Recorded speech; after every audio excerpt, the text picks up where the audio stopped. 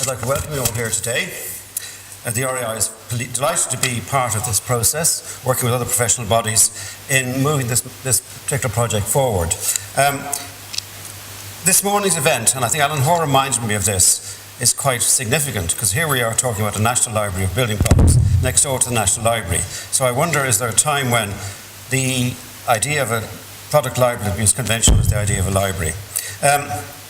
This is focusing on the development by NBS of a product library. It's very much after the theory you saw in the first presentation about the nuts and bolts side. And I think it'll show you how this can make a difference. I'm sure all of you know NBS, they're producing specifications for the industry, for architects, engineers and so on, for 30 years. They employ 130 people, which I was surprised to learn, but that's what it takes to produce a product of that quality. They're headquartered in Newcastle, and when you hear Drew speak, you'll understand that he comes from Newcastle as well. Drew is an associate of Ryder Architecture and the BIM Academy. Since 2005, he's led research and development on BIM within his particular practice. He's over 15 years' experience on the technical side of design and the delivery of buildings into the commercial, residential, education sector. So this is not a theoretical presentation, it's by somebody who's working in the field, as most of you here are. And one of the key challenges in construction is the fact that you've different layers of documentation that don't all talk to each other. We're very familiar with that. The idea of the National Library, I think what we see today is how can we change that and make sure these various elements are interchangeable. One, I suppose, interesting factor was the recent National BIM report in the UK, which showed that the level of awareness of BIM was quite low. I suspect even lower than Ireland. 35% of those surveyed didn't use a CAD system at all. So I'm wondering, what do they use? Is it a chisel and a lump of stone? So in a smaller society, maybe we have a chance through collaboration like this to actually move forward more quickly. I've asked Alan to put on the website an interesting contribution to the National UK BIM report for a relatively small practice, showing that this is not just for the big practices. Small practices can benefit as well, just as much. So what I hope you'll learn today is what the National Product Library is and how it might help in your work, and to see how BIM can be a real and indeed concrete object. So Drew will now speak. Thank you.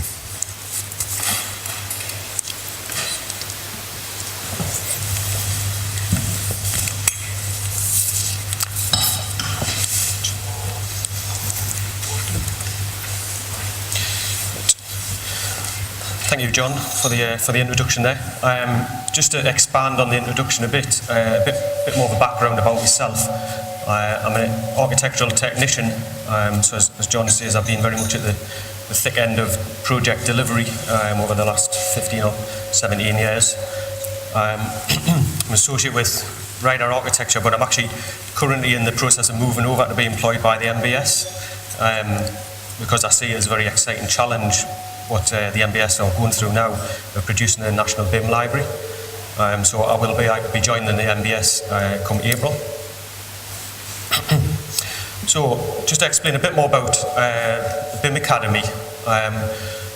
For those who were here in November, you would have probably seen this slide that my colleague put up, Naheem. But just a quick overview, the BIM Academy is a joint venture between Northumbria University and Ryder Architecture. It was established early last year to really establish a centre of excellence for BIM in the north of England. We're very, very proud that in the north of England it's a very well-known area for the development and the use and deployment of BIM. So we've got some strength from the real-life experience of Ryder Architecture, and we've got the research facilities at Northumbria University to develop and deliver a multitude of services from BIM Academy. So John's covered an introduction of the NBS. It is worth noting that I wouldn't mind seeing a show of hands who actually uses the NBS software. Yeah, so it's. I did do a bit of research before I came over and looked into sort of license numbers and things like this that was sold in Ireland. and it does seem to have quite a good take-up from the specifiers side and from the NBS Plus side, which is the manufacturer's side of the NBS. So yes, it's encouraging to see some hands go up there. The NBS are actually bringing out a new specification authoring tool, which is the NBS Create. So this will replace the specification tool that you're familiar with, and this is very much written for BIM, which I'll explain a bit about that as I go through my presentation. So, the National BIM Library, what is it and what's it all about? The NBS came to BIM Academy pretty much just as we formed, as I say, early last year, with this thought about a National BIM Library. The NBS is a place that is well known within the construction industry of a resource of consistent and maintained information, and the spotted a gap that was missing in the construction industry to have a National BIM Library. So to that stage that we started discussing what information we could include within the library. So the initial BIM library is going to be a free of charge library. It's going to contain generic components and systems. So come March when it's launched, it won't contain manufacturer components and systems. It'll be very much generic. And what we've looked at is across all of the platforms that designers use, they all come with their own libraries. Some of them are really good, some of them are really poor. Over my use of software over the last 6 or 7 years, we've seen varying quality of standards of libraries that are being produced by the software manufacturers. Some of it not even applicable to the UK sort of construction industry. So I think the first thing to think about is that this is going to be a library which is available in a number of platforms. So we're working with ArchiCAD, Bentley, Revit, Tekla, Vectorworks to deliver a library in all of those formats.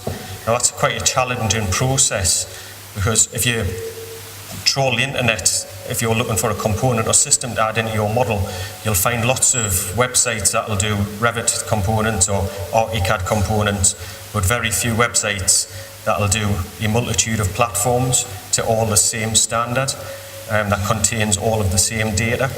So this is what we are looking to develop.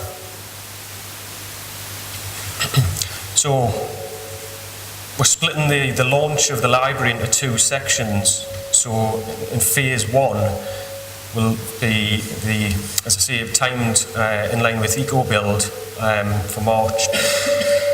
Sorry, that should be 2012. Or else I'm a bit late.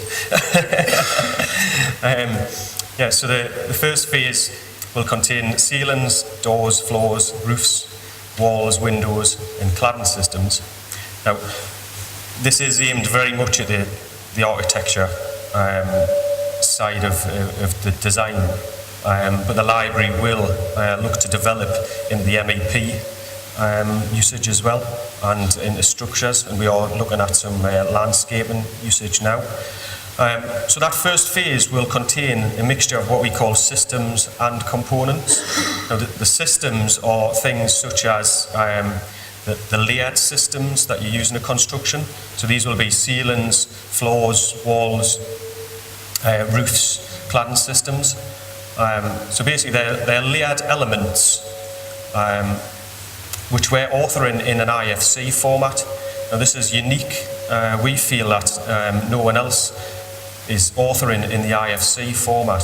So IFC is an industry foundation class. It's a software neutral format which all of the software vendors or programs can bring into their specific software.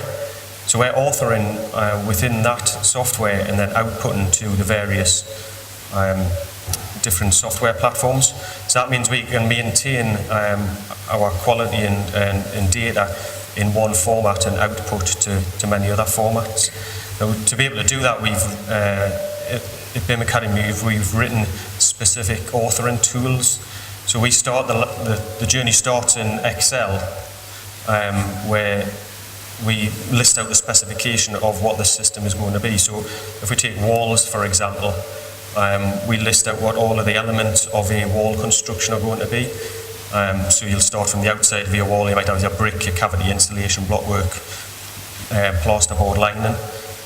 And we're then taking that and looked at the naming conventions of materials and the naming conventions of the systems. So all this is tied in with the NBS specification. So when you download these systems from the library and look at how we've named all of the elements of the construction, you'll see that the terminology ties in with the NBS terminology, which you should be familiar with. So from the Excel sheet, as I say, we've then got specific authoring tools which we push out to IFC, and then from IFC onto the software platforms. So that's the first phase will be everything that we've got listed there for EcoBuild. The second phase, I think we're going to look at launching this on a sort of month-by-month basis, just to keep the momentum of the library going. But what we would say is that this isn't, as I say, this isn't the full content of the library. It will be a growing element, it will be a maintained element. We already know that there's items in here that we're going to update. We're going to add extra data to the materials. So this will be a library of information that is constantly updated and maintained. So just looking at the layered systems, I don't know how easy it is to read that on the screen, but this is an example of the external walls that we're producing. As I say, the naming standards is something that we've spent a lot of time looking at, and one of the professors from Northumbria University and one of the directors of the MBS sit on the British Standards Committee looking at naming standards. So the library that we've produced is in line with the emerging British standards, and we've also consulted through is anyone a member of the National BIM Library LinkedIn group? No, it'd be worth you having a look on there. There's quite a discussion thread on there about naming standards, because we felt it important that we're consistent in the information that we're putting out at that level, which again, when you look at other people's libraries, there's a mixture of naming strategies. So again, with the NBS being that trusted body of consistent information, you can really rely upon what's coming out of this library as being very consistent.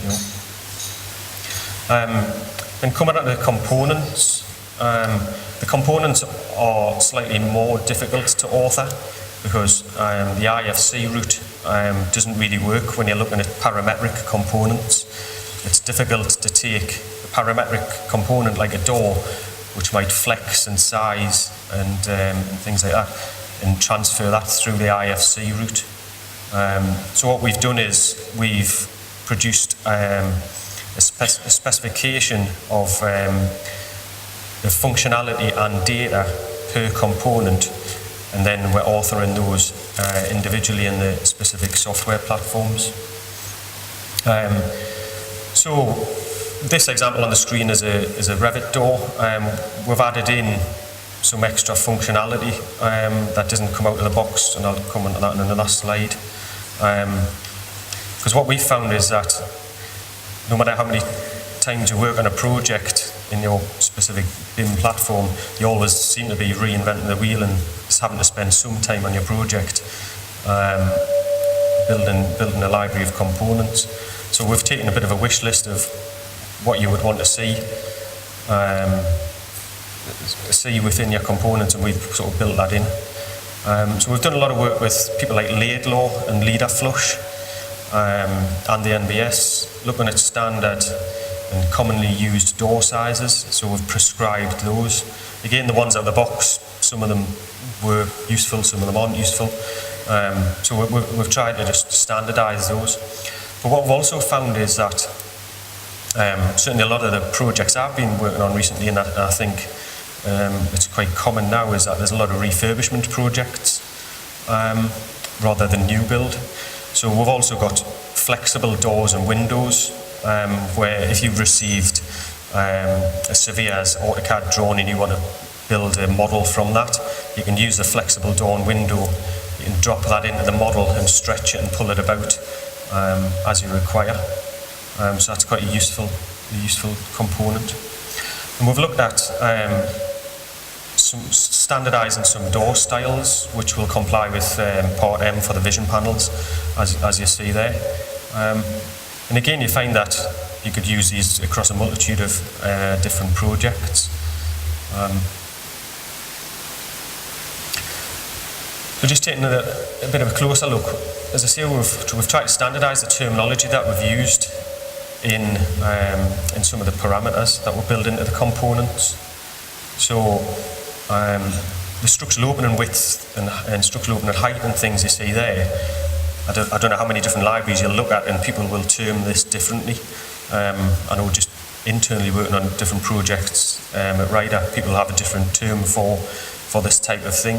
So we're using the same terminology, whether it's a door or a window or anything that's forming a structural opening. So what we've actually done is, before we started authoring these components, we created a spreadsheet of parameters which we've got agreed with the NBS, which are applicable to a multitude of different components. So again, it's all just building in that consistency of information. This just really shows you, as I say, some other little quirks that we've built into the library. Just some things that you might drop a door into your model and you think, well, I've always wanted to be able to demonstrate that it's, in this instance, it's showing that you've got architraves on one side and no architraves on the other side. If you're doing a sports hall, you would never put architraves on your sports hall side of your door, so you've got the function there, you can turn the architraves on and off. Just building in little useful things like that. All the door families come with an alternative frame type, so you can have a rebated frame or a planted stock type frame. Just things that are applicable to the UK market. Let's look now at what data we've included in the libraries. We've broke the data down into 3 sections. So the top one is the National BIM Library Parameters. So this is information that we've driven from the MBS specification.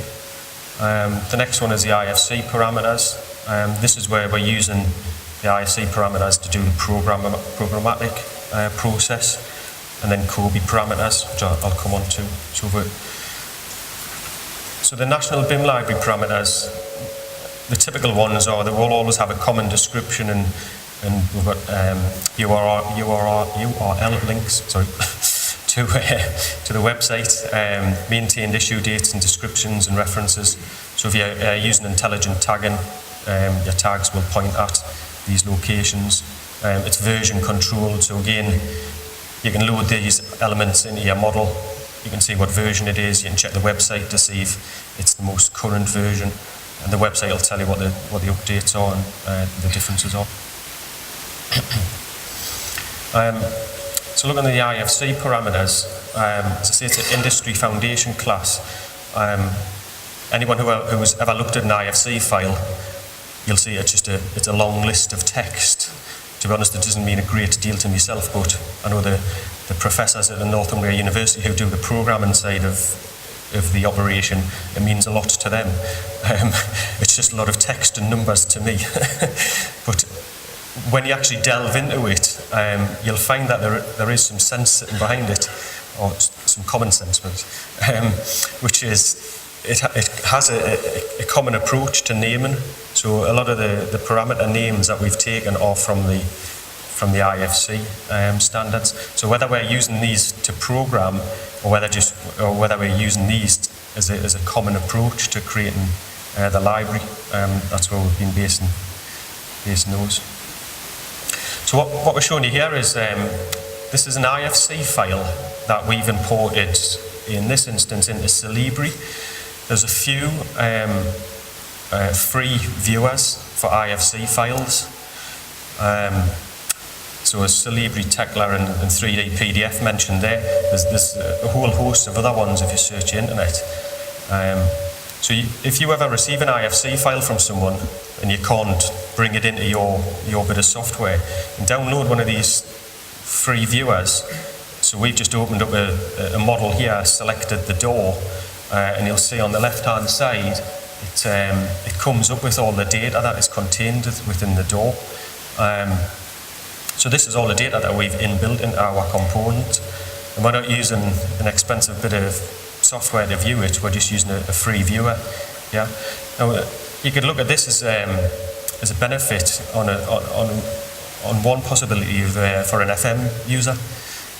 It's a very simple tool that at the end of the project, if you can hand over an IFC file which contains rich data of your building and the components and systems at a very low level, an FM guy could take this IFC file, put it into one of these free viewers, and he can go around the model and interrogate the information that's in there.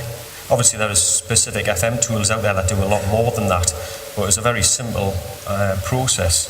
This works quite well.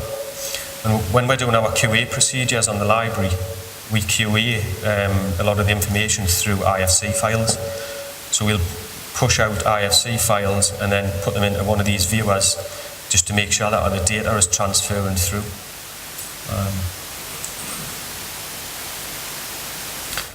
So if we look at the Colby parameters, so Colby is Construction Operations Building Information Exchange. Now this is something that was established by the Army Corporation in the US of how to handle and manage their buildings. And it is essentially the output of Colby is an Excel spreadsheet. And on the left-hand side, on the right-hand side, there is some of the deliverables throughout the project that are Colby output. Now, Colby is in line with the government's 2016 deliverables for a Stage 2 BIM project. So what we've done is we've taken some of the more common Colby parameters and built those in to the library. I think in this area there's a bit of work to do, and I think the work needs to come from the government to start prescribing a bit more about what Colby parameters should be included. So we've worked with Bill East of Colby and spoke to him and Nick Nisbet of Building Smart and looked at what Colby parameters we think we should be including. But some of this is driven by the end user. There'll be specific information that the end user will be looking for, which are covered in the Colby parameters that you would build into your library objects. But there's a good sample of the parameters there. So if you start filling these in within your project, you can start hitting those targets of the government's deliverables.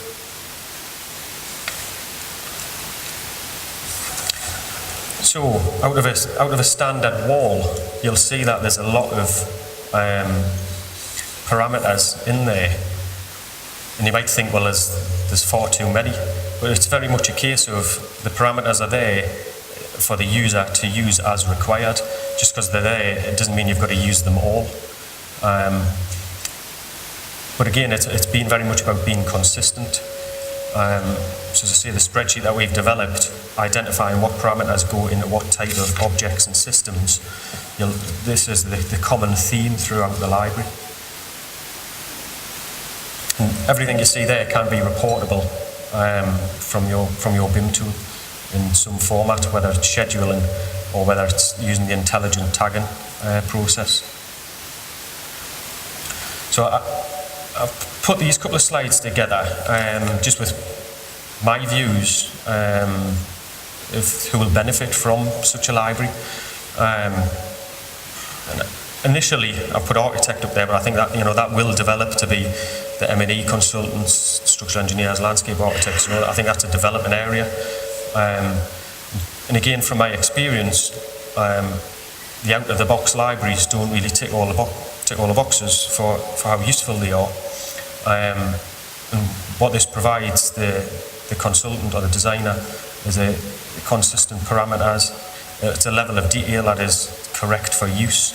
You know, the elements aren't over-modelled, they're not over-complicated, they're not going to bloat your model to really big file sizes. We've spent a lot of time maintaining the components to really tight file sizes. Again, the consistent naming standards. So for an architect who's just looking to move, or a designer who's looking to move into the BIM environment, there's very little requirement for them now to have to think, right, the first thing I want to do is set up a library of component or systems. You know, this is what we're trying to achieve here. Looking at the quantity surveyor, again, I think it's the output of the model is very varied, depending on which consultant you're working with. And this should give you some commonality of naming of components and systems, so the outcomes and the outputs can be very familiar. And now there's the opportunity for the quantity surveyors to do, you know, the quantity takeoffs directly from the model and things like that. So they should be able to use the model much more freely.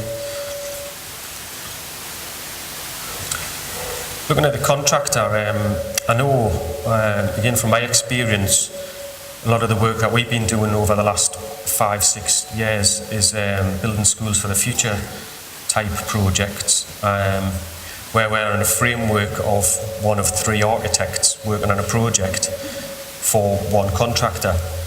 Now I can guarantee that you'll go from sort of all those 3 architects and they'll be delivering different information in different sort of styles and in different levels of quality. And you would hope that by the use of a standard library of components and systems, that the output for the contractor is going to be very familiar. It's going to be, you know, a very sort of tight process. And it also starts to provide some logical links between the model and the specification, which I'll come on to. But you know, we are now handing over models to the contractors for coordination and things like that. So it should make that logical link between model and specification. But the interesting one, I think, as well, is looking at the manufacturer. How will it benefit them? A good example is, as I say, we've been talking to some door manufacturers, and they've explained to us the process of what they do with the architect's door schedule to go from that door schedule to their actual manufacturing process. They'll take an architect's door schedule, they'll then sit there, manually input all of the data again, and then that'll get pumped through to if they've got an automated processing system. So they're taking what is an uncontrolled sort of output from the architect. Maybe he hasn't got all the information on that they need, so they've got to go back to the architect and then come back again. So it's a bit of a two-way process. Then they manually input the information. Maybe he's made some mistakes, maybe he's put the wrong information in. That all gets processed, there's waste at the end of that process. What I would like to think is that the library is in its infancy now, but where we can really take it to is linking it more with manufacturing processes. So as I say, on the door library, we've really consulted with the manufacturers to say, you know, what information do you really need at that sort of processing stage that would make your operation far smoother.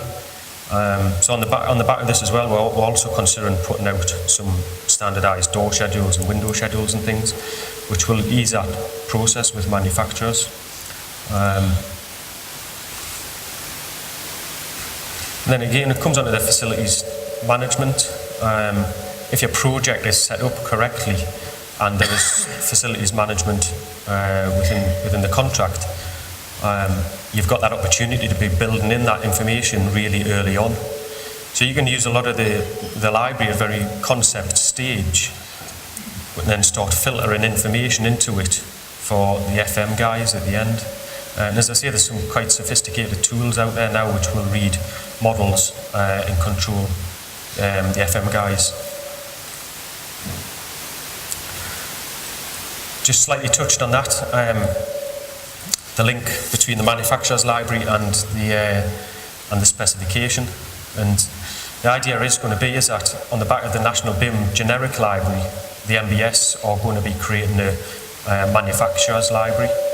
So those of you who are familiar with the MBS specification tool will be familiar with MBS Plus.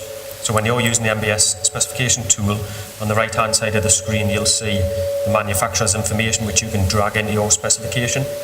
Available there will be manufacturer's components to be able to download directly into your model. So as I say, that's a real development there. How will the library link to the specification? The MBS already have a process in ArchiCAD where you can link your specification to ArchiCAD. So I'm not going to go through all of these, but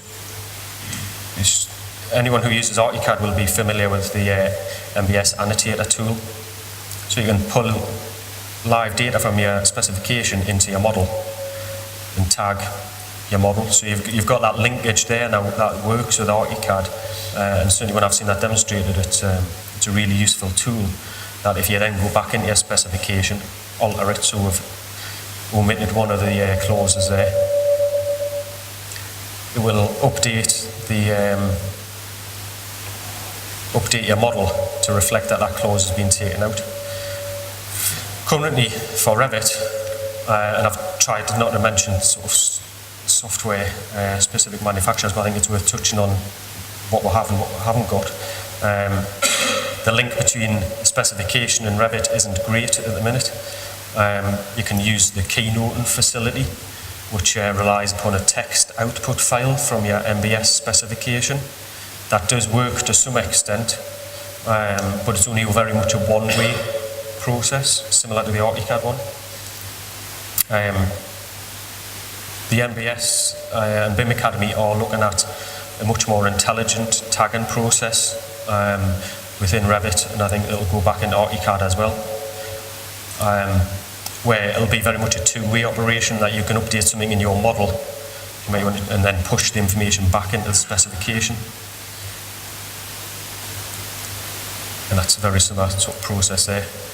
So this is in development at the moment with Revit. So just to conclude, what the National BIM Library is about, the key benefits are the richness of information. As I say, it's the consistent parameters and naming standards and things like this that go across all the different platforms, and what that information can be used for. It's a maintained service, so it's not going to get uploaded once and just sit there. As I say, we've already got planned updates for it before it's even launched. And the fact that it's going to be available in all of the formats. We've done a lot of work with all of the software vendors, because we've hit challenges on each vendor's bit of software of how to implement the library, and we're still going through those challenges now. We'll be going right up to eco-build on them, but they've all came to the table and all engaged the library because they all see the benefit. And then the two questions there are the two questions that should be on the table. So I'll just leave those on the screen and let you contemplate those.